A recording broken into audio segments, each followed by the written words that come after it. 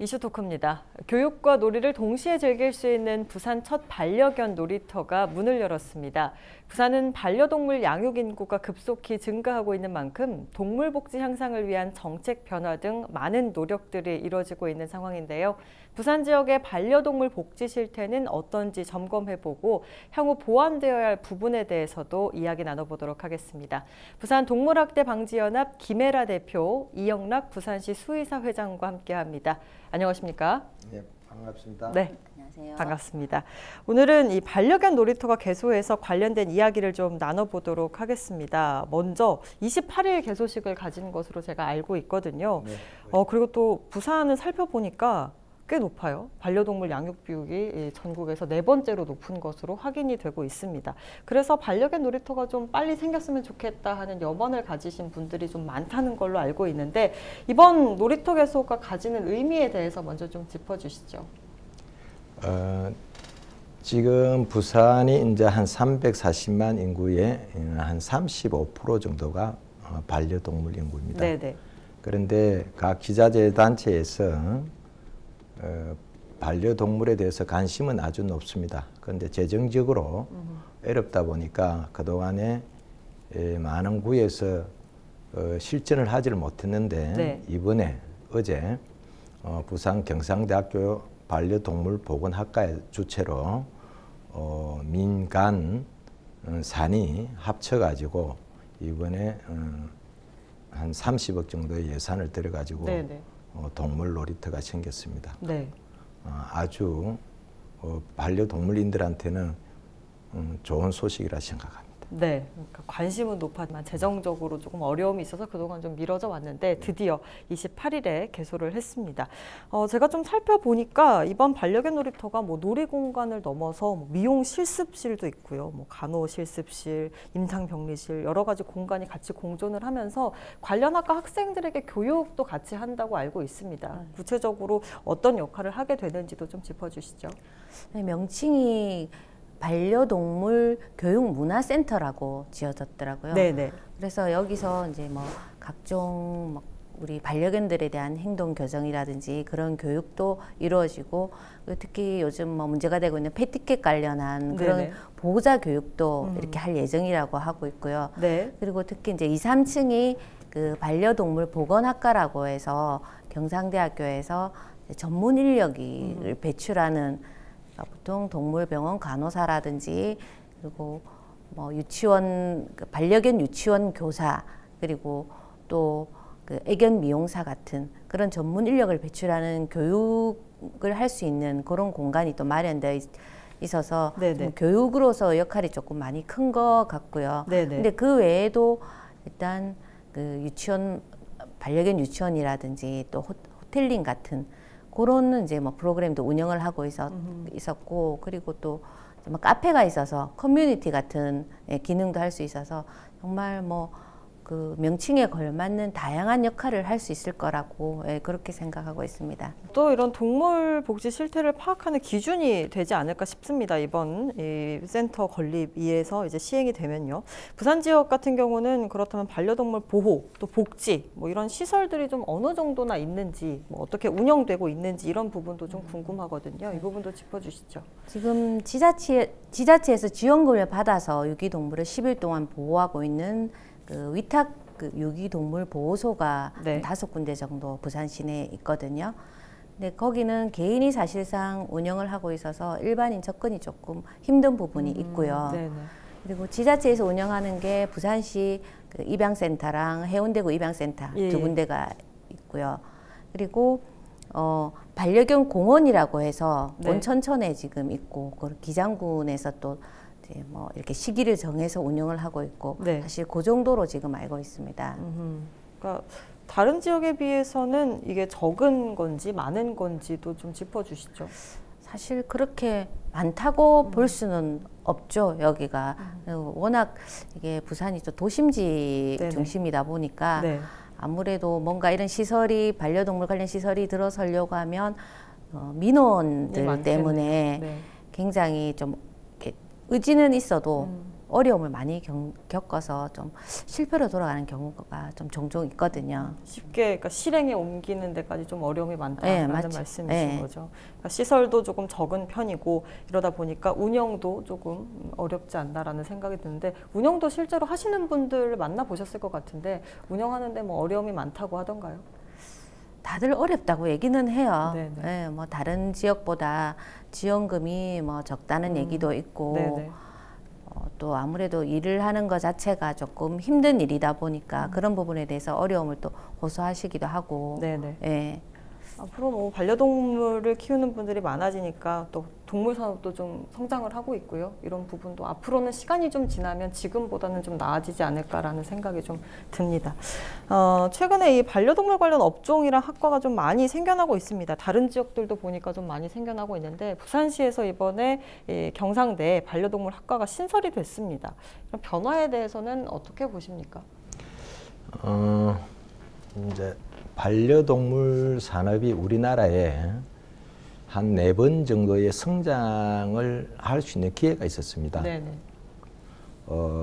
88 올림픽, 그리고 IMF, 그 다음 2002년 월드컵, 그리고 경제 리먼 브러더스 경영위기가 왔을 때도 성장을 했고요. 네네. 또 특히 지금 코로나19로 인해 가지고도 미국도 마찬가지고 사실 한국도 지금 다른 업종에 비해서는 조금 사실 그 성장을 한다고 해도 과언이 아닙니다. 사실은 지금 분양 시장 같은 데서는 고양이나 강아지들이 더 분양이 잘 되고 있고요. 네네. 그러다 보니까 조금 이 산업마다 차이가 있겠지만은 예.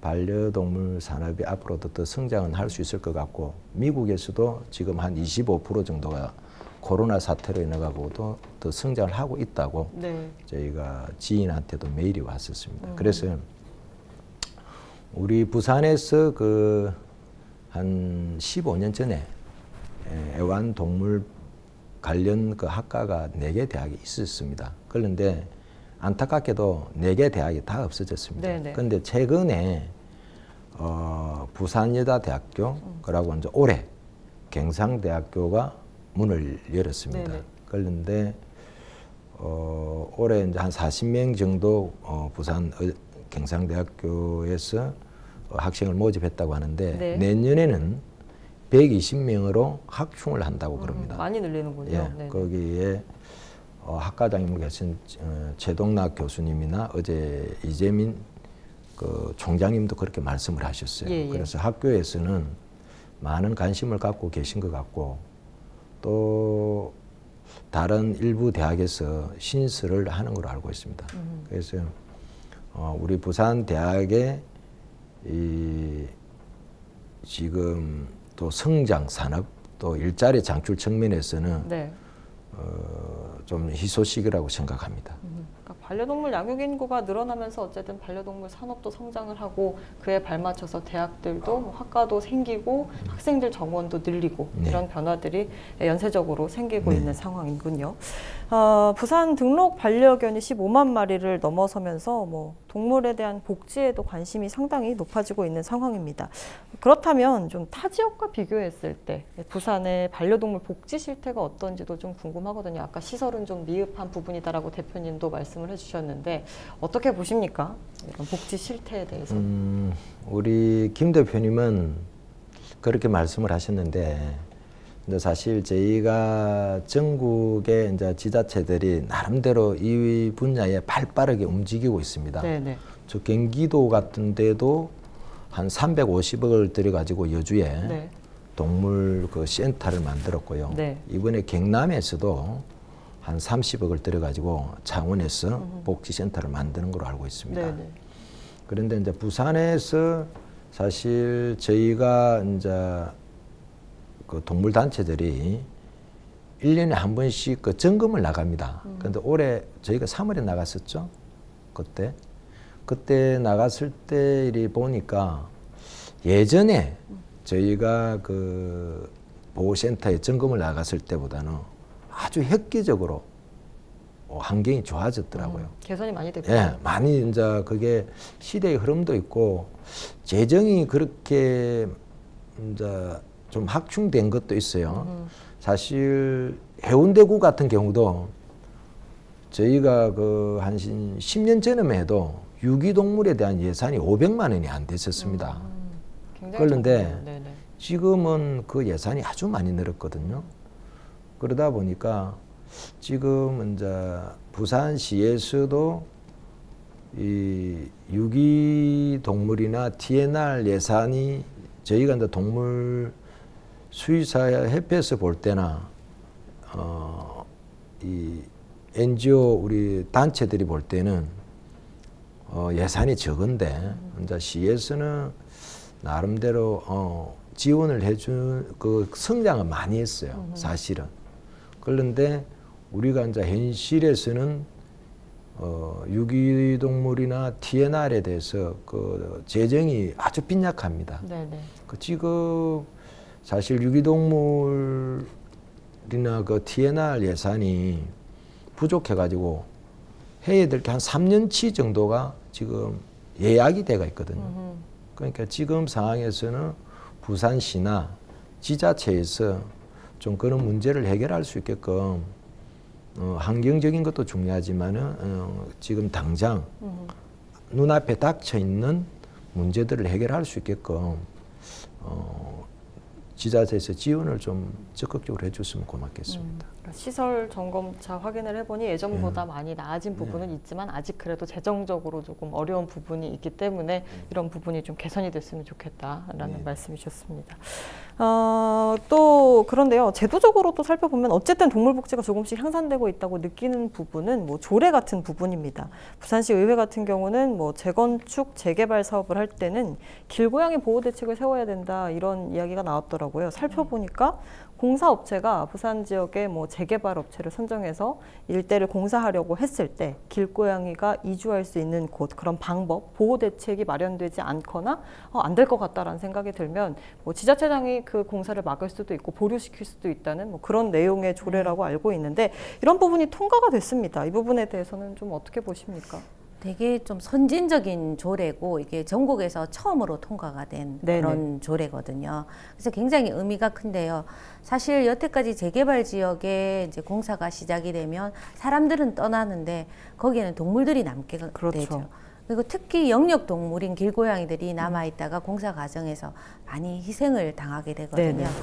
그래서 지역 캣맘이라든지 동물단체에서 여태까지는 이런 길고양이들 구조를 하고 치료를 시키고 뭐 방사를 한다든지 아니면 입양을 보낸다든지 하는 그런 여러 가지 좀 힘든 과정을 사비로 굉장히 많이 해가지고 왔었어요. 근데 저희가 이제 생각을 해보면 그렇잖아요. 이 재개발로 인해서 가장 이득을 얻는 쪽은 이런 이제 건설업체거든요. 그래서 이제는 건설업체에서 이런 동물에 대한 이제 그 구조 대책 이런 부분에 대해서 어느 정도 책임을 져야 하는 게 맞다라는 그런 생각을 가지고 이 부분에 대해서 조례를 제가 계속해서 1년 넘게 추진을 이제 그 시의원님하고 같이 해왔던 부분이고요.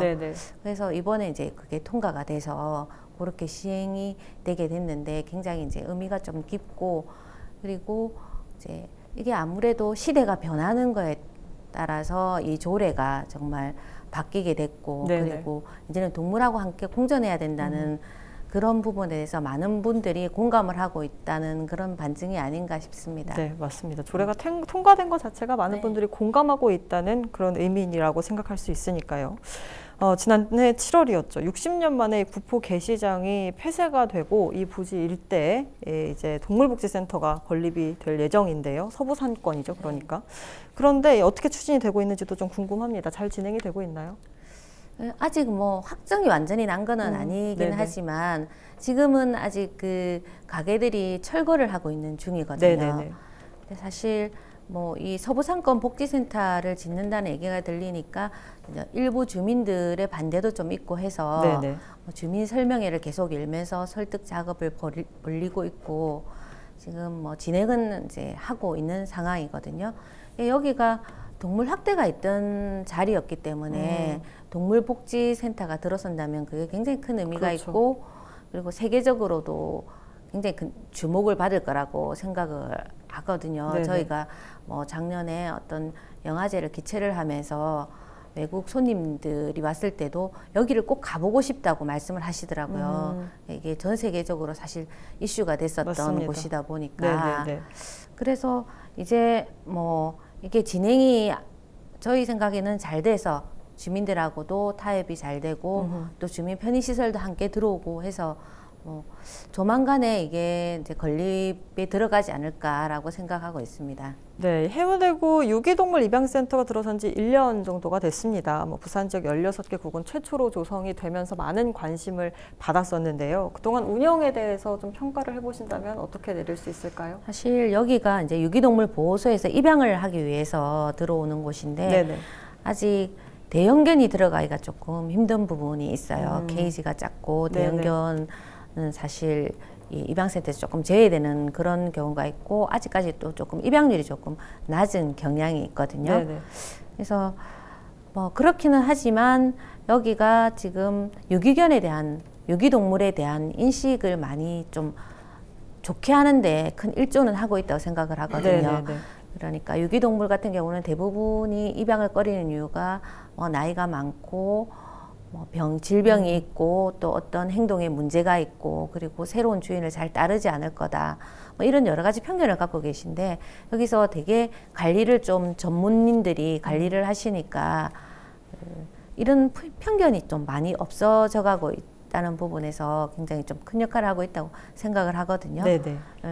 그래서 아마 여기도 앞으로 행사라든지 교육 캠페인을 꾸준히 지속한다면 입양률도 높아질 거라 생각을 하고 있습니다. 그러니까 대형견들이 좀 들어갈 수 있도록 그런 개선될 점은 좀 네. 반드시 있는 부분이고 어쨌든 미용 관리도 되고 건강 검진이나 그렇죠. 여러 가지 행동 교정이나 이런 전문가들이 많이 봐주고 있는 상황이기 때문에 앞으로 말씀하신 것처럼 계속해서 행사를 진행하거나 여러 가지 활동을 하면 입양률은 점차 높아지지 않을까라는 생각을 해봅니다.